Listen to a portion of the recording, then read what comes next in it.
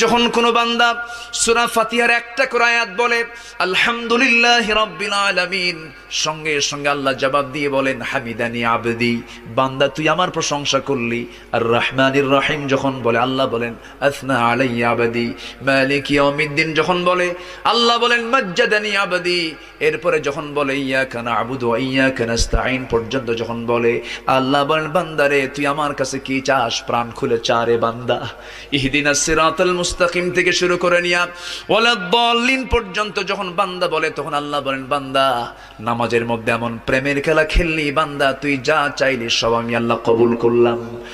ওই বান্দা যখন রুকুতে যায় আল্লাহ তখন অস্থির হন।